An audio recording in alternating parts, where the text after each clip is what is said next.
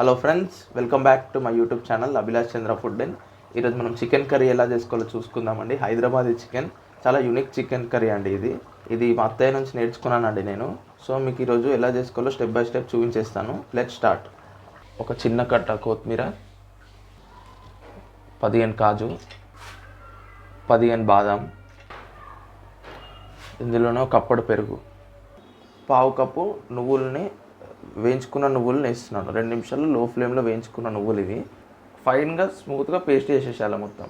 1 kg చికెన్లోకి ఇప్పుడు 3 table స్పూన్ల కారం వేస్తున్నాను, 1.5 teaspoon garam masala, 1 teaspoon ధనియాల పొడి, 2 టీ స్పూన్ల అల్లం వెల్లుల్లి పేస్ట్, రుచికి సరిపడ ఉప్పు. ఇందాక మిక్సీ చేసుకున్న పేస్ట్ని కూడా ఇందులో వేసేస్తున్నాను. ఈ మసాలాలన్నీ చికెన్కి బాగా కలిసేదాకా కలుపుతున్నాను.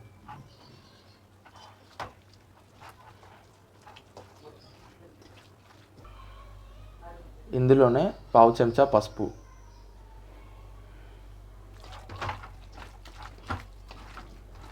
సో ఫ్రెండ్స్ ఈ మ్యారినేట్ చేసిన చికెన్ 2 గంటలు నానాలి.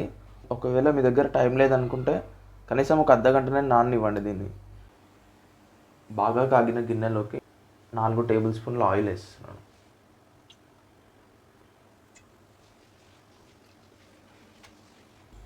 సో ఫ్రెండ్స్ ఆయిల్ బాగా హీట్ ఎక్కినాక ఇందులోకి పావు కేజీ ఆనియన్ని ఈ విధంగా కోసుకున్నది వేస్తున్నాను.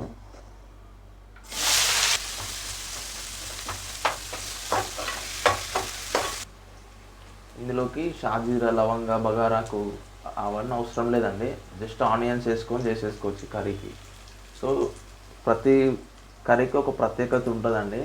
ఈ కర్రీకి ఇదే ప్రత్యేకత.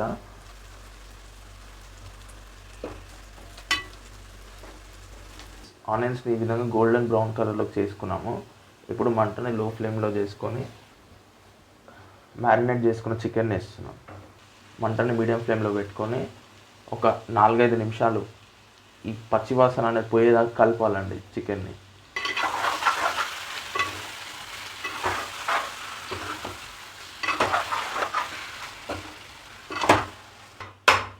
సో ఏది కలపాలన్నా ఇప్పుడే అండి, బాగా కలిపేయాల.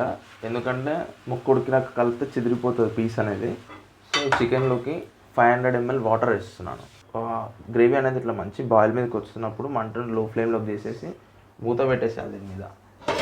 ఫ్రెండ్స్ ఒకటి గుర్తుంచుకోవాల్సింది ఏంటంటే కాజు బాదం పేస్ట్ వేసాం కదా, ఈ కింద అనేది అడుగంటేస్తుందండి.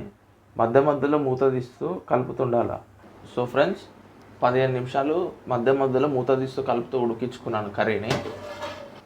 సో మంటని హై ఫ్లేమ్ చేసి ఇక్కడే ఉండి మొత్తం కర్రీని కలుపుద్దండి. జస్ట్ ఇక్కడ మధ్యలో ఇట్లా అంటుండాలి. కర్రీ జారుడుగా ఉంటే దగ్గరకై మంచిగా అవుతుంది అలా. సో జస్ట్ ఒక 2-3 నిమిషాలు ఇలా ఉడికించుకుంటే అయిపోద్దండి హై ఫ్లేమ్లో.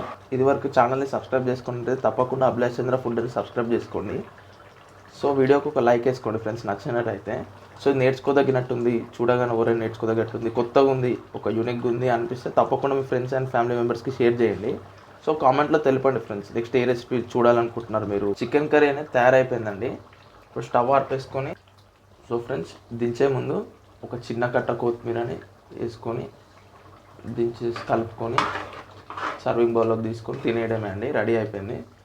ఇది బగారా రైస్లోకి, వైట్ రైస్లోకి, చపాతీలోకి, రుమాల్ రోటీలోకి చాలా బాగుంటుందండి. సో ఎప్పుడు చేసుకున్నా పర్ఫెక్ట్గా వస్తుంది.